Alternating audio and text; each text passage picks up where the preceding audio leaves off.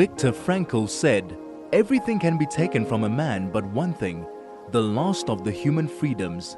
To choose one's attitude in any given set of circumstances, to choose one's way." This is Finding Human with Sue Jackson. Stay tuned for the next hour as Sue explores the human psyche, what makes us tick, and how to live better, more fulfilled and more meaningful lives. Only on 101.9 High FM. Hello, this is Sue Jackson on the Finding Human program on 101.9 High FM. My guest today is Annette Berger, and our topic is The Body Remembers, Cellular Memory. Now, I'm very pleased to welcome Annette. We've just been chatting. We haven't met before until today. And she contacted High FM to say that while we were discussing other methods of counseling, she actually felt that we should also look at soma therapies. And we're looking at the cellular memory and how deeply buried and denied many of our choices are. And she practices craniosacral therapy, polarity therapy, and Reiki, and she does deep Japanese facial massages, which sound wonderful. And I'm really so happy to have her today to actually talk about healing and healing through touch. Leo Buscaglio said, "Too often we underestimate the power of a touch, a smile, a kind word, a listening ear, an honest compliment, or the smallest act of caring, all of which have the potential to turn a life around." I hope and I know we'll all be learning of different ways that we can turn our lives around and in so doing help other people turn theirs around. Welcome, Annette. How are you? I'm well, thank you. How are you, Sue? I'm fine, thank you. What was it in particular that you wanted, that you felt was missing from the normal counselling, the talk therapy? Well, I found that a lovely, lovely program, and you did mention somatherapy, so I just felt it would be worthwhile to investigate somatherapy because touch is terribly important.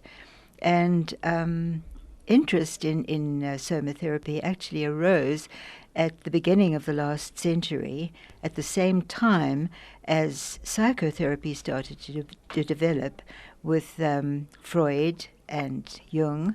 And so it was concomitant with that, and I felt it was just going to be interesting to look at that.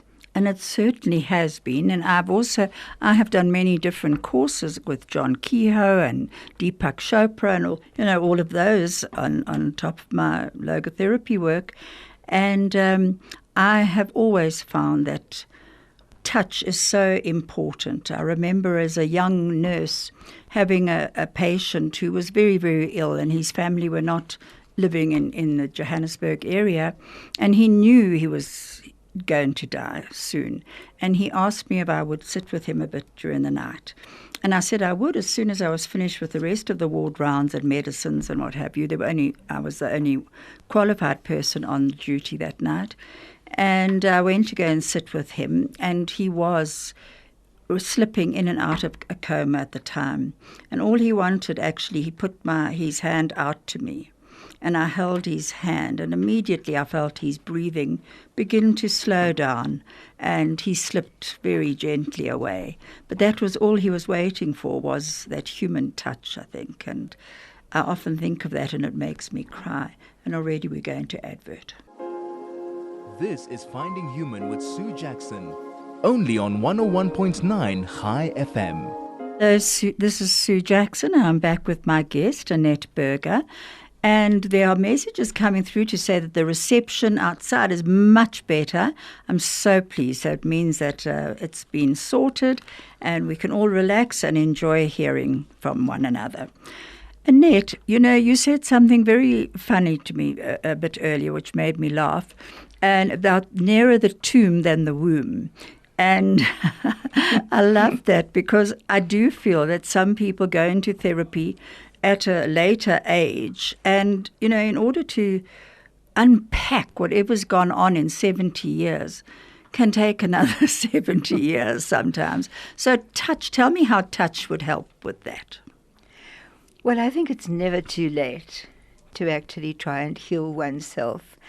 And as I said to you earlier, there are days that I think really I am nearer the tomb than the womb. And there still seems to be so much that I need to address, but it does seem to be getting better every day.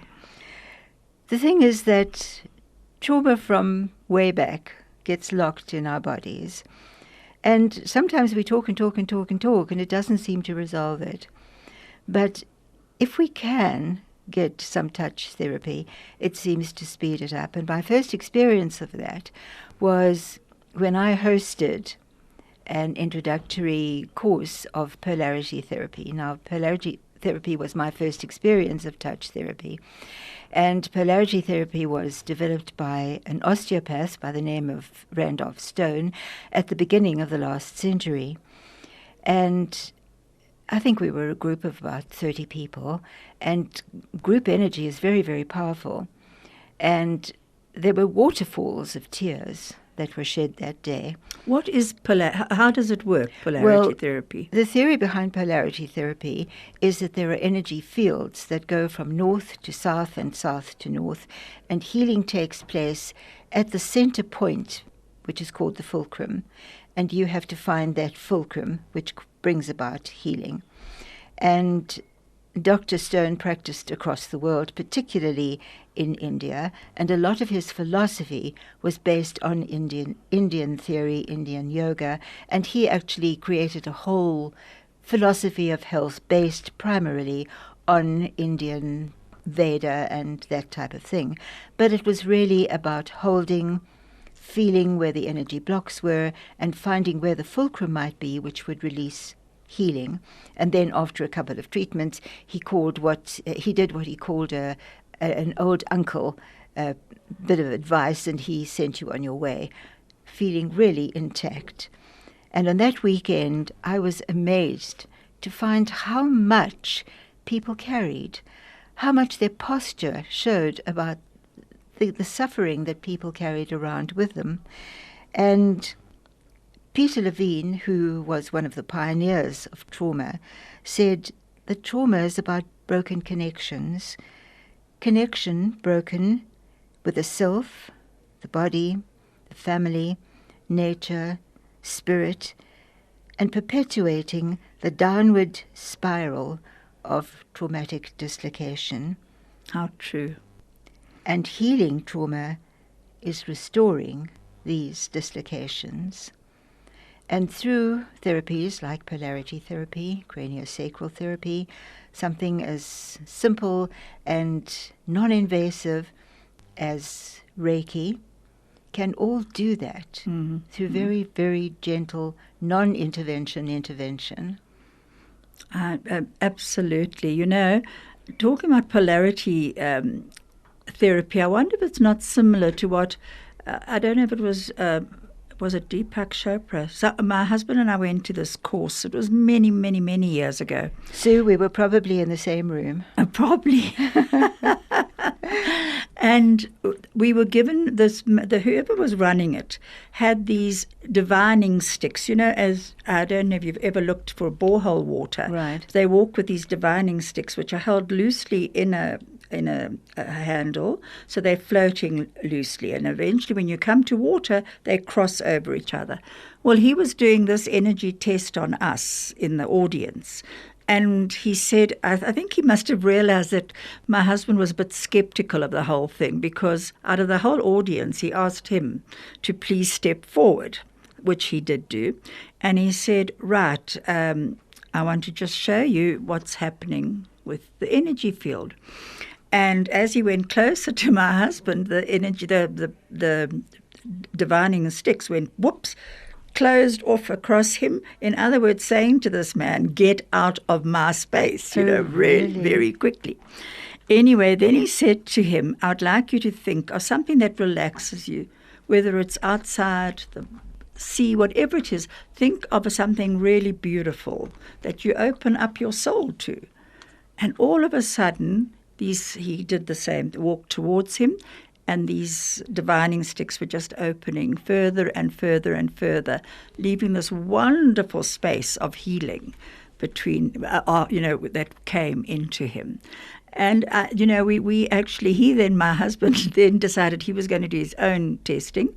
And every time our friends or friends came, we tested them all, even on little children. It was absolutely fascinating. And I really need to ask you, did your husband share with you what he imagined in order to create that space? He imagined, he adores gardening, so he imagined the garden and the smell of grass being cut and the beauty of flowers, and that's what he had opened himself to.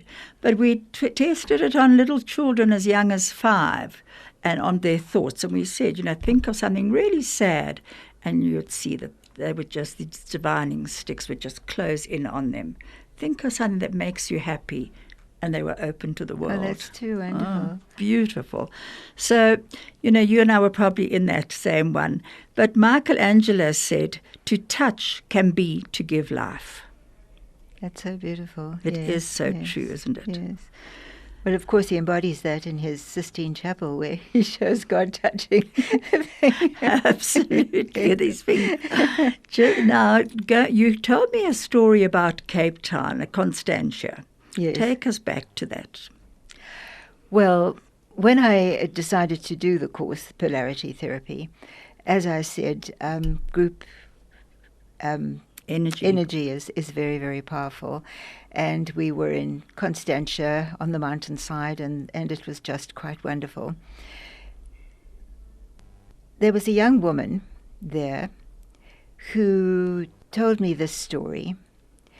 She said that she had got married and she just somehow could not engage in what should have been a normal activity, sexual activity with her husband. It was completely impossible. Her brother, who is a doctor, said to her that this is a manifestation of somebody who must have been raped. And she said, it's not possible, I've never been raped. Anyway, she agreed to go into some hypnotherapy, which duly came about.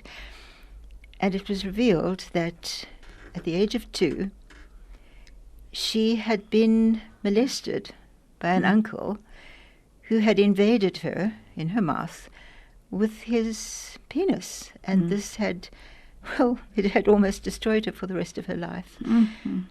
She didn't share the story in the group, she had just told me, but with hands-on with a group doing some polarity healing, she really went a long way with releasing her body tensions. Unfortunately, I did lose contact with her, but I really trust that she went on to have a full and the kind of decent life she should have had. Thanks. Thank you, Craig. This is Finding Human with Sue Jackson, only on 101.9 High FM. Hello, this is Sue Jackson on the Finding Human program on High FM 101.9. My guest is Annette Berger. If you'd like to send us a message, please do so on SMS 34519, or you can telegram us on 061 895 1019. That short YouTube, Annette, was by a Dr. Rangan Chatterjee, and I thought he actually incorporated quite a lot into that, didn't he? Wonderful. It was beautiful, really, and very meaningful. Very meaningful. And I think we the power of touch is so underrated. Yes, absolutely. And it's the power of touch is not just the physical touch. We can be touched spiritually, emotionally. Tell us a bit about a few examples that you have. Well, I'd like to tell you a story about a young girl. I'd like to also talk about craniosacral therapy, but let me first start with a story about a young girl who was adopted, and she'd had a very, very nice upbringing. She was cared for, and she had a very menial job, nothing terribly exciting. She was married and had children, but she always felt a little bit, shall we say, misplaced. And she used to actually come to me for facials. And one day I said to her, I think it might be an idea if we actually did some craniosacral therapy on you. I have a feeling that we could do something about integrating your body. And so I began giving her a treatment, and all of a sudden I had the sensation that she was actually going to go into a rebirthing experience, because she said to me, Annette, I feel as if I'm in some sort of a tunnel, as if there's a kind of bluish, reddish tunnel. And I feel as if I'm experiencing some kind of a pressure. I said, please just relax. I think we are having a rebirthing. And sure enough, that's exactly what was happening. And it was the most wonderful experience for her, because she suddenly was experiencing how her mother, who was 15 when she fell pregnant with her, was experiencing this awful tug of having to give up this child. She wasn't just throwing her away willy-nilly, but was holding on and struggling with having to surrender her, that she loved her, and was really in agony having to give her away. We went through this whole process. And when she came through it, she was a different person. Her face looked younger. She was relaxed. She gave up her job. She went on to do beauty therapy. And funnily enough, I'd never thought of it before until I mentioned the story to Sue earlier. She went on to do caring and supporting of other people. Thank you for that, Sue. And somehow she invested herself more fully in her husband, her marriage, her children. So that was one of the most beautiful experiences I've had. That must have been so moving. I remember doing a laugh workshop. Oh, yes. I was working at hospice at the time, and a few of us were invited to come to this laughter workshop. Well, the laughter workshop turned into a tearful workshop, because we had to simulate laughter. But the laughter, when we were watching each other laughing, we all began to laugh then. But it all turned into tears too. So, you said a bit earlier about this energy that you can get in a group, which is very, very powerful. It can release so many emotions. And there needs to be someone there who can hold it together, because it can really spill over and leave people very vulnerable. Very. So with your client there, taking her through that birthing process, you were with her every step of the way, and not guiding her, but actually just supporting her through it. That's very important, very important. Otherwise, people can feel very vulnerable, very scattered. Yes, absolutely. Yes. And, I was thinking about touch as well, that if you think of touch in certain cultures, well, let's face it, the English are not great touchers, They'll use words rather. But if you go to a Mediterranean country, they're very, very touchy, and it can be quite intrusive at times. I had that experience just lately in Israel with people who insisted on hugging me and kissing me on 3 times on the one cheek and 3 times on the other, even though I had a mask on. But if you look at sports, for instance, I do think that it helps the teams when they touch each other. You see them suddenly, they shoot a goal or a hoop or whatever, and they're hugging each other, they're jumping onto each other, patting each other on the back. What do you think about that sort of touch? I think it's wonderful. I think it's very supportive. I think really that we tend to be very isolated, don't we? We tend to be very insular. And even when I do a body massage, I include massaging the hands, holding the hands. Even when I do a facial, I do that, because when was the last time anybody held your hand, stroked your hand? And touching hands makes one feel a sense of belonging. We've lost that, and you make a very, very powerful point there, Sue. I feel that you've made a very strong and important point. Have you noticed that through COVID that there's a deprivation? Oh, people are feeling absolutely. deprivation from Very the touch? much, very, very isolated, totally isolated, yes. And I think it's been the elderly Very and much. the young. Well, I don't think it's even because of COVID. I think the elderly definitely have a sense of isolation because the elderly are very seldom hugged, touched, stroked, very much so. And I know that you also work for DL Link. Yes, that's one of my pet And things. how many years have you been there? I have been there for 7 years, yes. And so you go and you work with the people who are coming. Are they people who are on treatment for cancer or people Some who are on, some thank God are in remission, yes. And what do you do with them? I offer reflexology, Reiki, massage, craniosacral therapy. And what is the response? They find it wonderful, very beneficial, very healing. You know, particularly, I think if you've been in treatment, the only kind of treatment you get is poking, and that's about all. Very little touching, and I think they find it very, very healing, very integrating.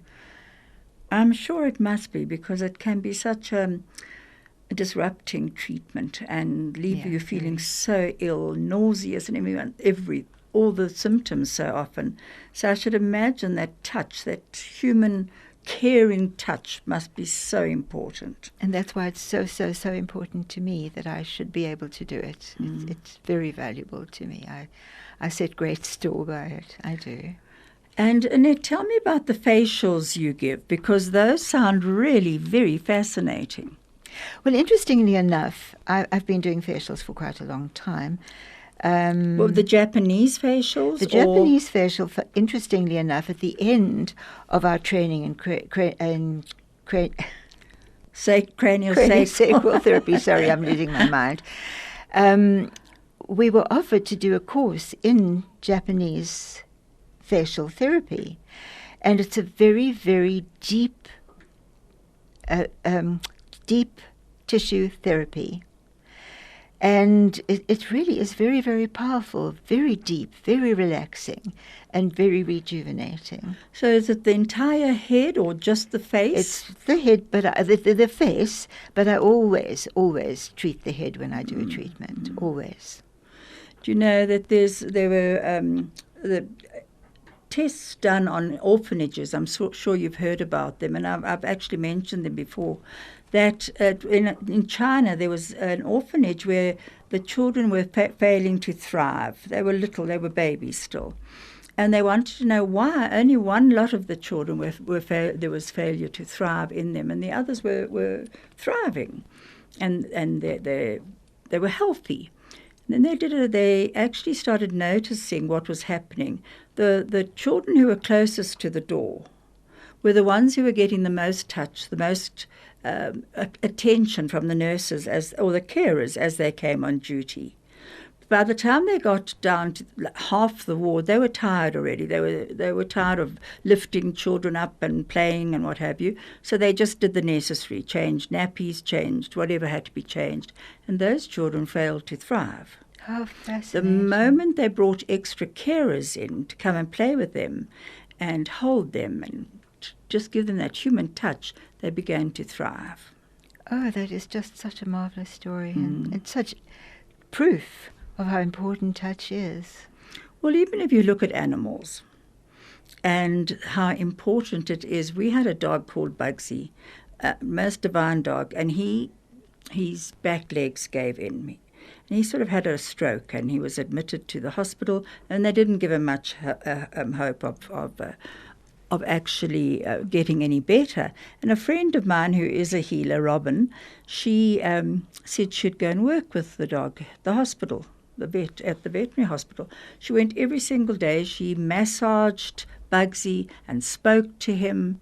And sure enough, Bugsy lived happily for many years after that. What a beautiful story. I love that. So it works on animals and humans. Oh, well, there's no question and about plants. that. What do you think about plants and touch? I do. Whenever I plant in the garden, I do Reiki on them immediately. Do you really? Oh, I do. Absolutely. Tell me how you do Reiki. Well, Reiki is an energy treatment. You call on universal life force. Now, some people sort of open their eyes in terror because they think it's some kind of mysterious religion, but it really isn't. You're simply calling on universal life force. You use a set of symbols The story goes that a Japanese professor at the turn of the last century, he was a professor of theology, Christian theology, was asked by his pupils whether he believed in hands-on healing. He said he did, and they asked why nobody did it anymore. This was a question he couldn't really answer, so he decided to go to Chicago and look at the treatises and tracts about Christian healing, about Christ, etc. He actually didn't find any answers.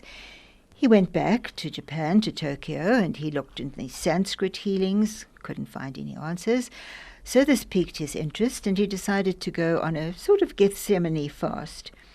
He went up, I can't quite remember if it was Mount Fuji, but he went up a mountain, and he fasted for several days. To his chagrin, he didn't find any answers, and he thought, well, better go down. And the very night he decided to descend the mountain, suddenly, emblazoned before him, was a set of gold characters. And as we know, the Japanese characters are emblematic of something. The symbols mean something. And he was given a set. The one symbol represented a power symbol. The second was mind, body, and spirit. The third represented Akashic records. Now, Akashic records are the records of a person's past, present, and future. And then a symbol was given that was to be used for the initiation of a master. He was now very well pleased. He went down the mountain, and as he went down the mountain, he wrenched his ankle very badly, and he thought, well, this is a sign that I have to see if this works. And he used the symbols on his ankle, and indeed, he was healed. He got down the mountainside and arrived at an inn, and there was a young girl, the innkeeper's daughter, who had a terrible raging toothache. He applied the healing symbols, and they worked. And so he was well satisfied with what he had achieved and went on his way. He decided that he was going to use these symbols on all and sundry and spread this wonderful healing technique. Got beggars off the road, gave these symbols, told them you no longer need to be a beggar. You can now go on your way and earn your living. To his great sadness, he found that people didn't really appreciate it, and he learned that you can't just dispense all this wonderful wisdom. You have to actually earn it. And we're going to get back to that. This is Finding Human with Sue Jackson, only on 101.9 High FM. Hello, this is Sue Jackson on the Finding Human program, and my guest today is Annette Berger, and we're talking about the body remembering. Now, she was telling me the story about the Reiki master, and go on with that, about how he started Reiki. And so he realized that people had in some way, I beg your pardon, to pay. There had to be an interchange of energy, of some small payment for people to appreciate. Otherwise, it was meaningless. So he was the first Reiki master. The second Reiki master, interestingly enough, was an admiral in the Japanese Navy. And he had decided that he was no longer going to be a warmonger. And he was initiated as the second master. As I said, there is a special symbol that you use to initiate a master. And at this juncture, I just need to say that you don't teach Reiki, you initiate it. And you're not meant to write down the symbols. It's meant to be transmitted through initiation. Unfortunately, today, people don't really respect anything, and there are books printed with the Reiki symbols. However, they are inert unless you are initiated. So people can buy a book, use the symbols, but they are useless unless there is initiation. This gentleman decided, when he was called to go back to war, he decided he was not going to do this. And people of very, very high spiritual quality can actually commit suicide simply by deciding that they're going to do so. That is well known amongst the Aboriginal Indians as well. And he decided that on Tuesday at a particular time, he was going to die, and he did. And interestingly enough, at a time in Japan when women weren't highly regarded, he actually passed the master's degree on to a Japanese woman by the name of Mrs. Tanaka. And she then went on to spread Reiki, which was really quite a high honor for her. And she also very quickly learned that just to spread it from the bottom of your heart didn't work. When you do that to people, they just don't appreciate it. And you have to have an exchange of energy. So, when you want to do a Reiki treatment, you put Reiki symbols into your hands and down your body. You put those symbols into the room to create a sacred space. And then you put the symbols into the person who's lying down, into the chakras. I'm sure most people today know what chakras are. They're simply energy spots down the body. And you proceed by holding the head for a time, and then you move down the body. Very often, when I say you're not permitted to move off a point, you simply are not permitted to, because if there is a blockage in the body, your hands just have to stay there. And you feel it through your hands. You feel it through your hands. So the symbols are actually are in your mind. They're not actual physical symbols that you're putting down. No, you just draw them into the air, draw them above the person's chakras, draw them down your chakras. And they cause an empowerment for the transference of energy. And then if you feel this heat or drawing of energy, you stay in this spot, and healing takes place in that spot. There can be release of physical blockages. Very often there are huge movements of emotional blockages as well, and it's deeply, deeply relaxing. People come off the bed feeling completely transposed. And you're a Reiki master, aren't you? Yes, I am. I have been initiated. And a Reiki master simply means that you can initiate other people. Oh, okay. So was it a life-changing experience for you personally when you did Reiki? Yes, it really was. It was. It just seemed to give me a lightness. What made you decide to actually do it when you already had done so much else? I suppose I have an unending curiosity. I always want to know more, learn more, do more. So from the tomb to the womb can wait. Absolutely. The womb to the tomb, we can switch it around. We can indeed. You know, I got a message because the advert goes out on a few media platforms of my program, and it came from a woman called Ariella, and she's a teacher. And she said, do we know anything about touching of children? That in America, apparently they were trying, I suppose it was the woke brigade, trying to bring in this, that you're not allowed to touch children. And she was saying that in that case, you deprive the children of a certain amount of recognition, because she said, well, certainly certain touches are not allowed. But she found that just by patting children on the back or on the head as she went past, they were doing, and she could see they were anxious because they were doing a test. She said immediately she noticed the difference. It was almost like a breath of air came into them, and it went through into their hands and onto the paper. Oh, that's so beautiful, isn't it? Well, you know, it's so interesting. I know that psychologists are not permitted to touch in this country. However, one of my grandchildren in America is studying psychology. She's just about finished. And she told me that she's going to be doing Reiki because one of her colleagues is a Reiki master and is doing Reiki on patients, because you're allowed to do it in America. And I encouraged her to do it because I think it's marvelous to be able to have that. To have the two, yes. I mean, how amazing. Absolutely. And because in Reiki you're not actually touching, you're a little above the body. Well, you know, after getting this message from Ariella, I thought I'd look up a bit about touch in children, and I saw that something that was written was about a librarian, and she noticed that she was running a children's section in the library, a very big library in America, and she said she noticed that if the child gave the book in, and she had to give them the bit of paper, take the paper out of the book. If in doing that she patted their hand, they were more likely to come back and get another really? book, and also to actually want to come and sit in the library and read. Isn't that wonderful? Shows you how touch can transform. She said, and this particular library was in quite a poor area of a city, and she said where books were not cherished.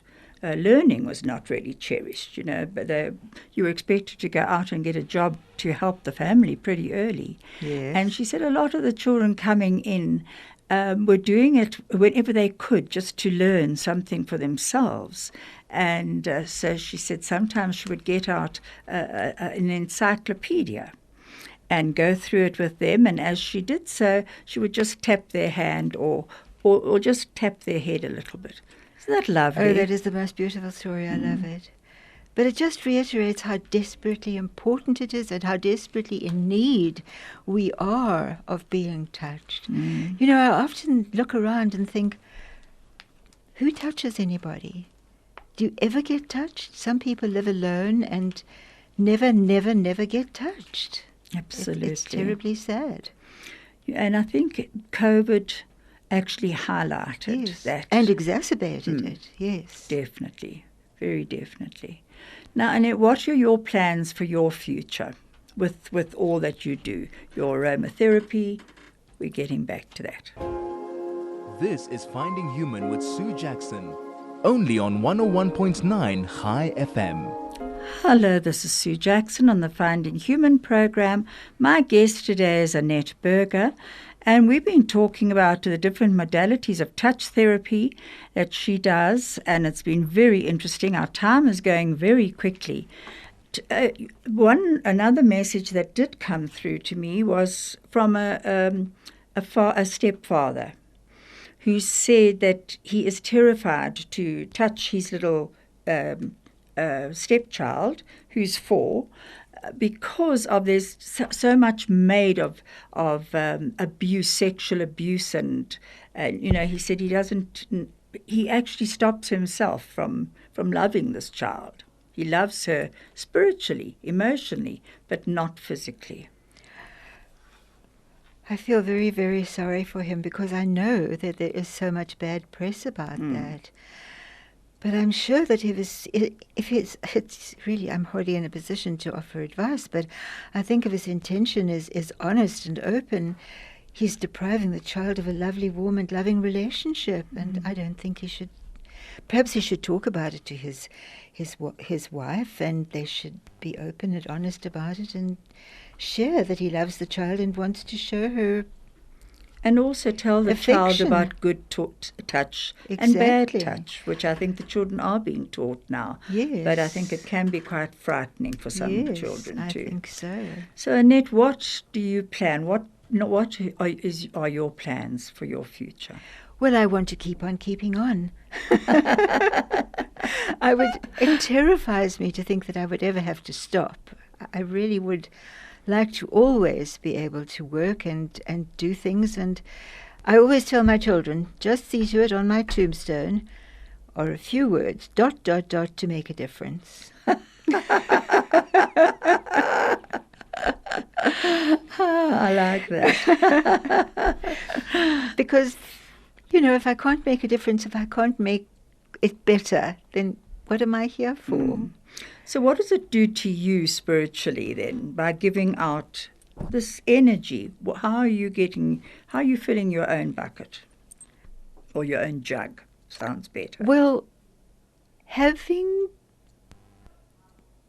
had difficulties in my childhood and having worked very, very hard to free myself from so many constraints, perhaps it's a vicarious thing that when I see the suffering that people have, when I put my hands on somebody and I feel the blockages in their body, and I know that they're loosening, because when you do craniosacral therapy and you feel that reestablishment of the free flow of that cranial fluid when the blockages of the body are re-established, then perhaps it helps me feel better because I know what it feels like to be unbetter. And I think, I sort of almost regard myself as the wounded healer, as Chiron. I was just going to say a wounded healer. Thank you, Craig. We're going to have to start wrapping up. But as Annette said with the wounded healer, I think so many of us who do go into these fields are wounded. Absolutely. Somehow, as many people are. Many people. But if we can actually take our own energy, heal ourselves, and help others heal, then there is a place for us in this world. And on our tombstone, they can put, "We lived." Absolutely. Annette, thank you so much for being on my program. I've so enjoyed having you here.